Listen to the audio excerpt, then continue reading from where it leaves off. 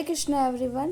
আমার এই টবের অবস্থা দেখে তোমরা বুঝতে পেরেই গেছো যে আমি অনেক দিন ধরে গাছপালার কোনো যত্নই নিচ্ছি না।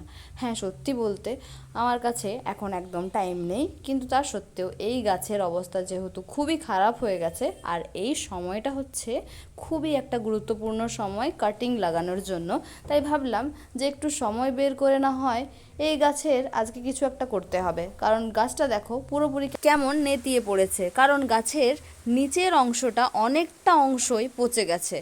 আর এই পচে যাওয়ার কারণটা হচ্ছে অনেক দিন ধরে জলের মধ্যে থাকার ফলে গাছের এই অবস্থা হয়েছে, কিন্তু ওপরের অংশের গ্রোথ কিন্তু কিছুতেই কম হয়নি। ডোগার গ্রোথ বেশি হলে তো হবে না, তার মূলকেও তো শক্ত হতে হবে, আর সেই মূলটাই তার খারাপ হয়ে গেছে। এই ভেবে আজকে আমার এই পদক্ষেপ নিতে বাধ্য হলাম আমি। আজকে তাই আমি এই গাছের কাটিং বসানোর জন্য সব কিছু রেডি করে ফেলেছি।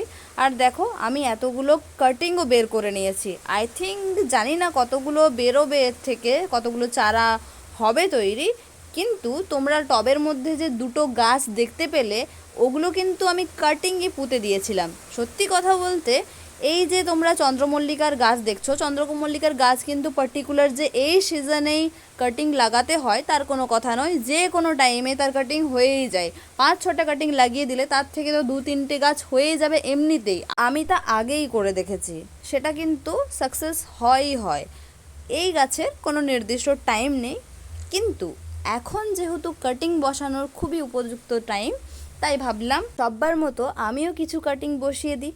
আজকে তো আমি তোমাদের দেখালাম যে চন্দ্রমল্লিকার কাটিং কিভাবে বসাতে হয়, তার জন্য কিছুই প্রয়োজন হয় না। দরকার হলে তোমরা অ্যালোভেরার জেল ইউজ করতেই পারো, কিন্তু আমি এখানে অ্যালোভেরার জেল ছাড়াই তোমাদের দেখিয়ে দেব যে চন্দ্রমল্লিকার রুটিং এমনিতেই হয়ে যায়। আজকে তাহলে আসি, দেখা হবে অন্য ভিডিওতে। ততক্ষণের জন্য হরে কৃষ্ণ।